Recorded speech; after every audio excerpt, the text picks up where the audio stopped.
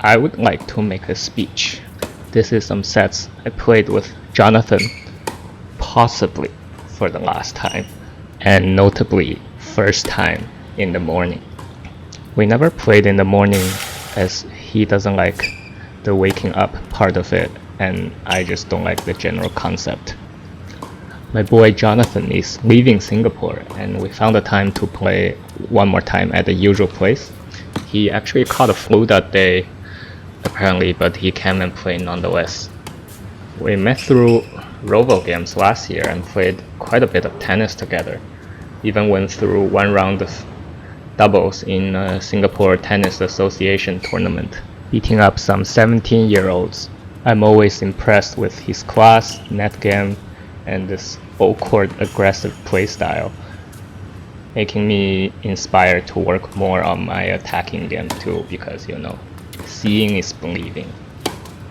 Between the two of us, I think he's the better server, volleyer, and maybe has slightly stronger attacking forehands. I actually agree with this chart a lot. It's our self-rating comparison.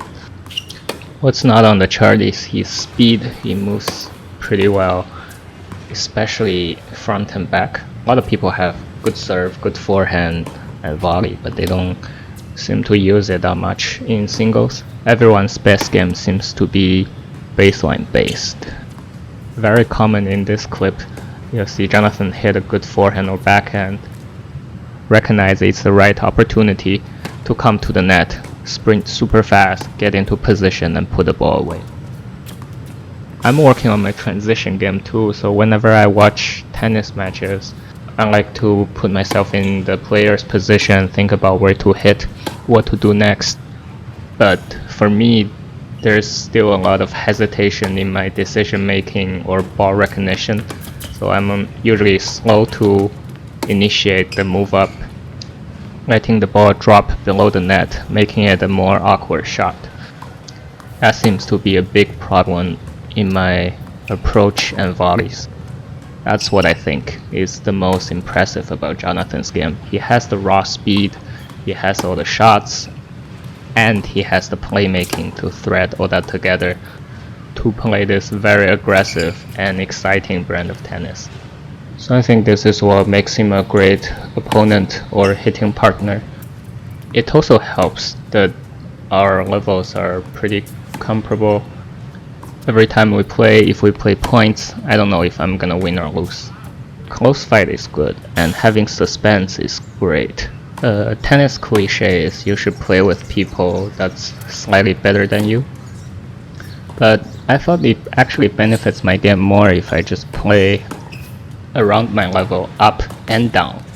The key thing is to get the so-called correct feedback from your shot. So for example, if you hit a strong shot, the ball should come back a little bit weaker, and if you hit a weak shot, the ball should come back stronger. If I hit all kinds of shots and they all come back invariably weak or strong, then I don't think it's a very productive practice session for me. As for playing for fun, it is fun to have challenge.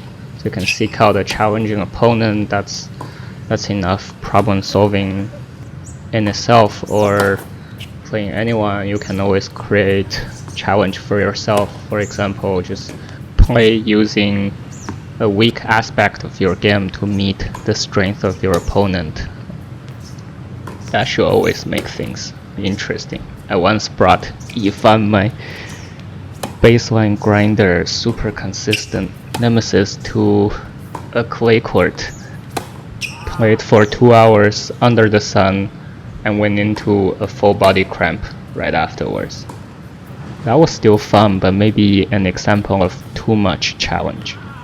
Anyway, my point is a friendly, punctual, and evenly matched hitting partner is hard to come by, especially if you want that element of suspense, not knowing the match would go either way.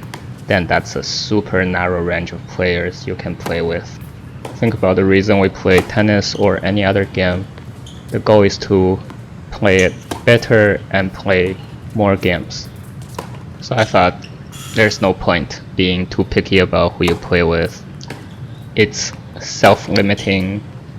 It's always fun to hit some balls, and there's always stuff I can work on if I just pay more attention on myself. Alright, that's my rant today. I don't have much else to say except this. Hi, Jonathan. I hope you're watching. We miss you. Jojo.